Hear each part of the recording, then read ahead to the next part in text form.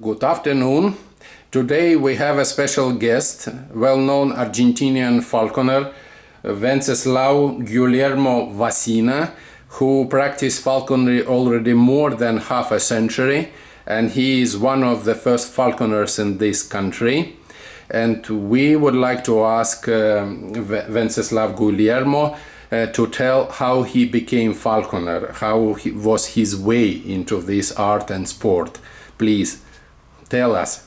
Okay, well, I think I was really young. I always remember a story that my grandmother used to tell me. She came from Austria, telling me how his brother was able to trap a bird of prey in those years, and this somehow kept in my imagination forever. I still can recall that I see this picture in colors. This is something really strange in my mind, and all the story about a bird of prey flying in the neighborhood of Schwarzwald, and that his brother, I think I was 6 years old or 7 years old those days, and she was lucky enough to trap this bird. So after that, and the story that I heard many times, I started looking for pictures or something in magazines related to falconry and a bird a man with a bird of prey in his fist, this kind of thing. I remember having my first kestrel when I was 10 years old, and trained the bird with some information I was able to get from a dictionary, many volumes of dictionary. When you look for falconry in Spanish, of course, and you see, well, the king was expected to use this kind of bird, the story that most of the people knows already, but this talks about the lack of information we was having those days. Then in the 65 years, 66, I was able to buy the book of Rodriguez de la Fuente in Spanish, and this was a big push forward, yes, because then you see how was the hood make, was the interest of the bird, expecting the things that you do, and how they behave, things that we, with some instinct already was knowing, but this was much more precise. Then I remember start trying to get after Falco femoralis and Harris hawks, trying to get my first peregrine, looking around in books if there was a subspecies or if the peregrine ever exists in Argentina. And I remember that I was not very lucky because I started getting in touch with the chief ornithologist in those days, and one told me that he was looking for birds of prey, studying birds of prey all his life, an older guy, maybe in his 50s. And he told me, Vasina, my last name, I've seen the peregrine falcon 3 times in my life, so you better don't look for that because it's so scarce, you won't see it. So this somehow put me mad. This was a kind of challenge, and I said, should be, and I will follow it. Well, after the years, I was studying peregrines in nature, so I knew many nest locations, and was having a very nice time looking at the peregrines in nature and finding many nest locations. So this is how I think everything started. I was able to find my first peregrine in Chile, because I contacted some ornithologists there. Well, there was all kind. This is a kind of adventure because when I first arrived to the place, they found the first nest locations in Chile. I came to visit with I can't remember how you call it, with not with a bag, but with the thing that you hood or capuchon or the thing that you got all your baggage on your back and you keep walking and walking. I was 16 years backpack. Yeah, rucksack and John. Right.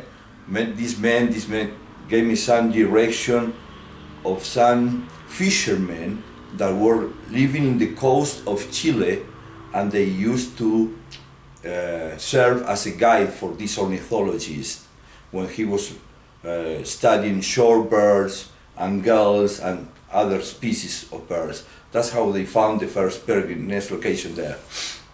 So I went to Chile and kept about, I think, a whole week living with them in a very, very poor houses made out of not brick but with mud, you know, with some shelf put, because they keep moving according where was the fish they can get. They would fishing for a mollusk, and when they were near the sea coast, they start hearing kee kee kee, some peregrine there. These people were so poor in those days. They eat just the whole day mollusk, never fruit, never vegetable, always fish, and once in a while gulls, and also once in a while peregrines. So I remember going there with a book, the peregrine falcon populations by Hickey. I got it from the stage, showing the front picture, and one of the Chileans told me, oh yes, they got a very, this is in Spanish, they got a very, tiene una guata muy rica. It's like they got a belly that is very, very sweet to taste or something like that. But since Chileans talk differently, even Spanish for us, I understand, okay, like the day is very rico, the day is very nice. I couldn't understand. So I said, what do you say? This is a very powerful bird? No, what I'm saying that their breasts, and when you eat them, they're tasteful. So you are eating those birds? Yes, when we get them, we eat them. Oh, so I said, I've been looking for some years for this bird, and these people is eating them when they.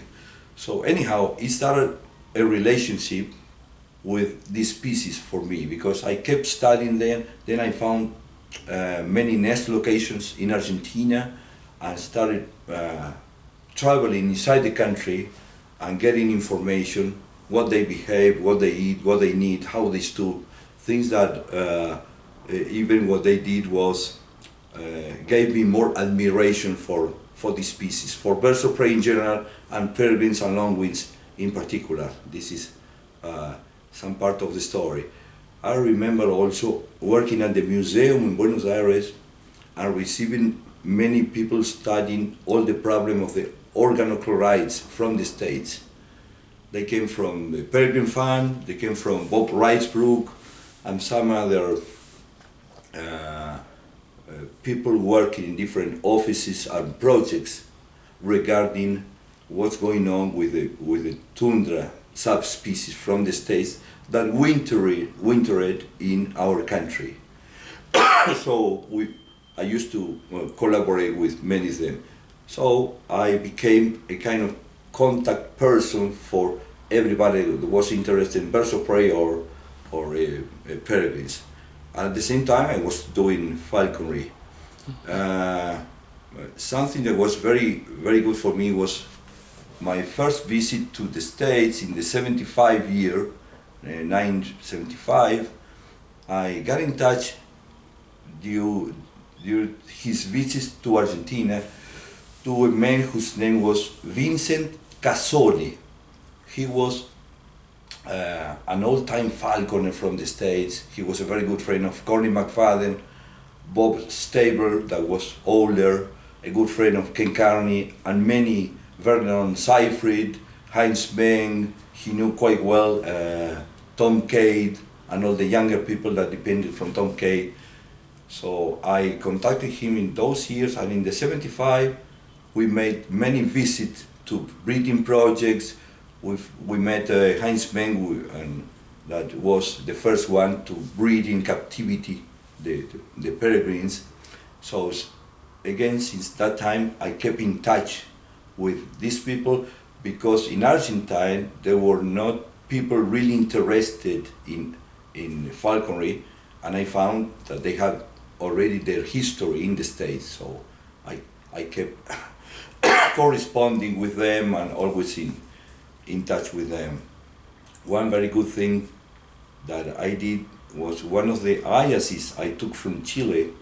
I haven't sent to Vincent Cazon, and Vincent Cazon gave this young female to the Tom K project in Cornell.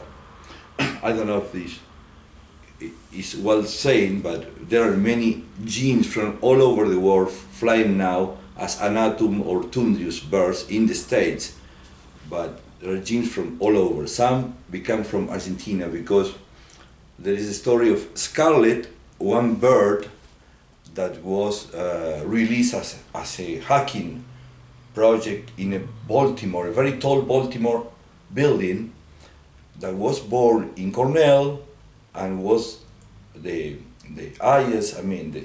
offspring of this bird that I gave to Tom K through Vincent Cazon. Scarlet was because the name of the bird was really red. That is the subspecies from the coastal Chile and coastal Argentina usually are reddish on their breast. And the bird lived there for 16 years and was very famous in the same position. So became very, very well known because many people took pictures of it. I mean, this was very good. Then I should say that I'm an industrial engineer, so I never did a career on biology, but this was my passion. Like I think this should be usual with many other people, that you cannot live from a hobby or something that you really like. So I kept my career as engineer, doing many things, but then in the year 83, after I spent a whole year visiting falconers in the States, in the 82, flying those days with Steve Chingren, Terry Roundy. I didn't know Ralph Rogers those days, but I met Harold Webster, Peter Sborno, Gerald Richards with Sky Trials, all the things they were doing in Utah because I was living in Utah. When I came back here, the government through the Air Force called me because they were having a big problem in the airport of Ezeiza. After a 3-month trial that was very successful, they decided to give me 5 more airports. So somehow I started a company to run this. And when you do, we were really, we got a lot of success if you compare the bird strike problem before and after.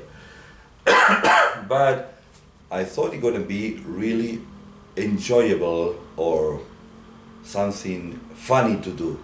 But when you do falconry as a job, is quite different when you do as a sport. So I would like to separate both things. You are doing certain things under pressure, you are putting pressure on your birds, you are not looking for style, that for me is very important for falconry. So you just want to get the game, you know. We were flying after gulls, the big gulls, Larus dominicatus, dominicanus, very dangerous for smaller peregrines. Peregrines and our female were flying with 350 grams, and we were getting 1,200 grams of a gull. Then lapwings, then egrets, medial species.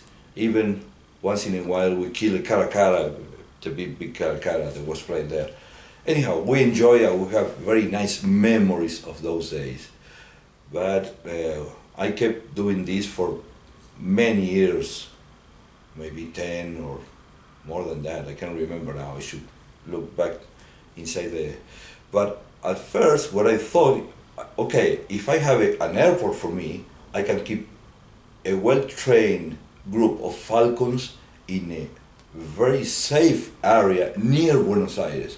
So every time I need to fly a bird, I go there because I kept people trained, and I trained these people on how to fly them. This was the idea. I had really good times, really good friends that I taught how to keep the birds, how to keep them safe. I think very good memories.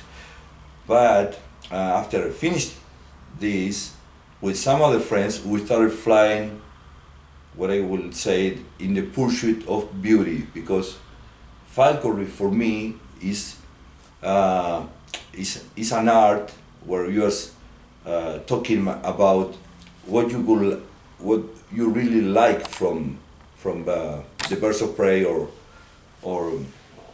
a falcon in this case. So we were looking after that for mostly for style, and we enjoy a lot this part of falconry.